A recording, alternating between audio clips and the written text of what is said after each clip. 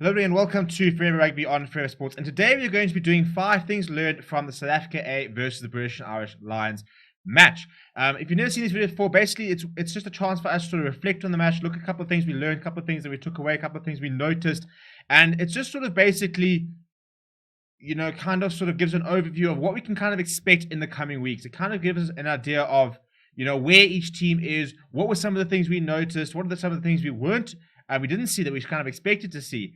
And sort of like give us a couple of things to sort of keep in mind when watching and when getting ready for the test series, which will get underway next week, Saturday. Before then, the British and Irish Lions are up against the Stormers on Saturday. The South Africa A are expected to also be in action on Saturday up against the Bulls. No official confirmation in terms of times and what will go on. We should hopefully get that sometime today.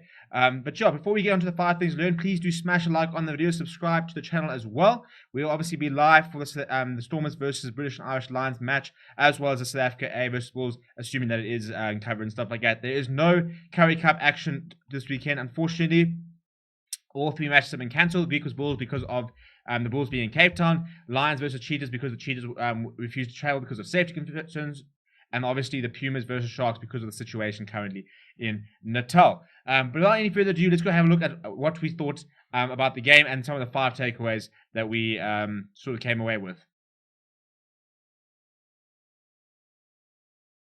So in a game where I think a lot of people the SAA surprised a lot of people, I think, given the fact that they were in quarantine for a week, they didn't train, they only had about 3 days of training before the match itself.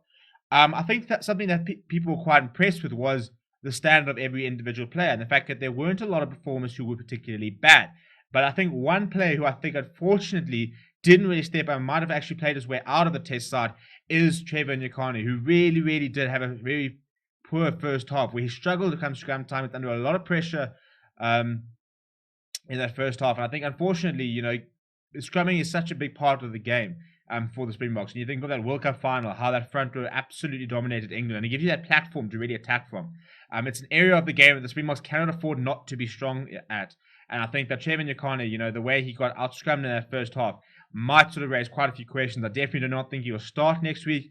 Might make the bench if he can sort of pull in training, maybe if he gets another hit out in the SAA this weekend. But I think that FRANS MALHERBE, if he's available for next week, which I'm hoping in theory he should be, he's become well known. That's what he does. He scrums very, very well. He's a very, very solid scrummager. Technically very sound and very consistent. And I think that Rassie Erasmus and Jacques Nienaber will look at him as somebody who they think is pretty a safe bet. And I think he comes straight back at that test side and will start in number 3 jumper in a week's time. So the moment which I think really sort of summed up exactly where the strength of South African rugby is, and I'm talking about the Springboks because it's the same group of players, it's a similar sort of game plan, is the defense. That last sort of 7.5 minutes before half time, where it was just relentless from the British and Irish Lions, wave after wave, tap and go, tap and go, tap and go, going down to 13 men for that minute and a half, and still having to defend, and just kind of just drawing a line in the sand and not giving in.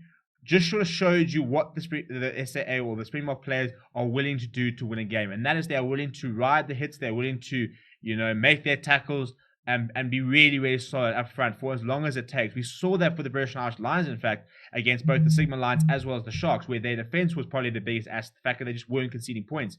But that's exactly what the SAA did. It took them going down to 30 men to concede a try. Apart from that, the rush defense, the last ditch defending, a couple of big tackles, something like Malcolm Marx came off the bench, I thought was massive and part of that defensive effort.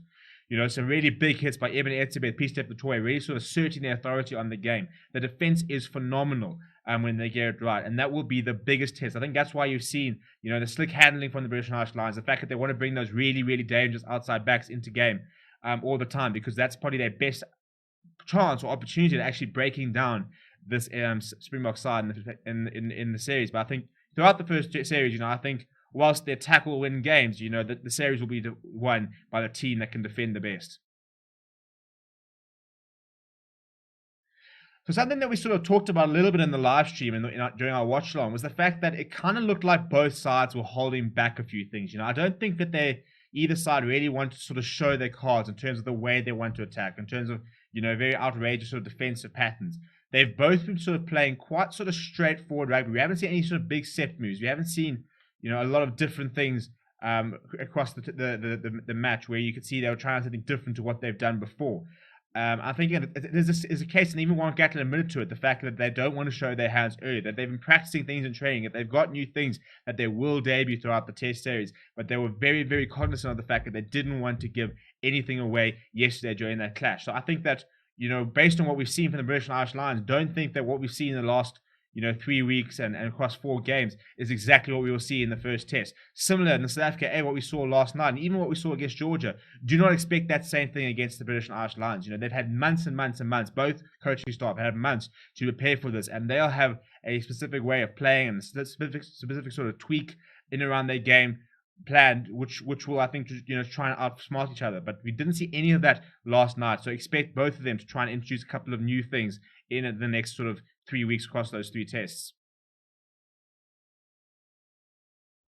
Well, he's arguably the form player in the world right now, on the back of slotting a 50-meter drop goal in the top 14 final. CHESLIN KOLBE, who won a double this season with Toulouse, winning the Champions Cup as well as the top 14, looked, man of the match in his first game back in the green and gold. He looked absolutely brilliant yesterday. That the fleet-footedness, very solid defense despite being sat down by Chris Harris, but he just looks like he's a player playing at an unbelievably high level of rugby. And I think that if we're looking at players who will become deciders within the test series, I think that he's definitely probably the top 5 players who could be the most influential, both in attack and defense. I think that, equally in him being very good in the attack, if he's going to have Josh Adams to try and mark, or Dion van der Merwe to try and mark, he's going to be very, very important defensively.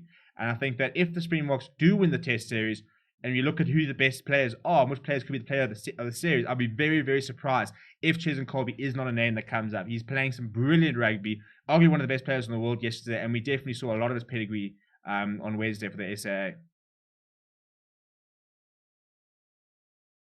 So what we probably weren't surprised to see last night is the fact, on Wednesday night, is the fact that the SAA side ran out of gas, and that's what Rusty Rasmus admitted to. But he said that they knew that was going to happen. I think given the fact that they spent a week where they weren't training and they weren't, playing and doing drills and working at a very high intensity, they were always going to be a little bit match unfit. And unfortunately, it kind of begs the question, how fit can you get in the next week? Will they all be match fit by next week Saturday? What about the players who haven't played?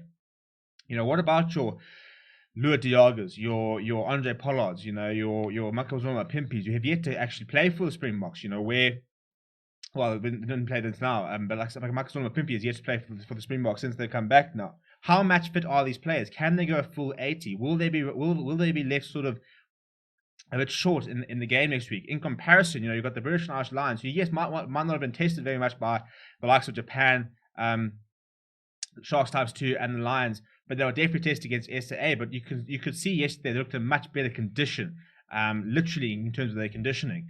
And I think that given the fact that they've been training for longer, they've been together for longer, they've been playing at a high intensity, they've been doing a lot of altitude training. But that only comes into effect if we actually return back to altitude and go out to Johannesburg for those last 2 tests, which at this stage is the plan.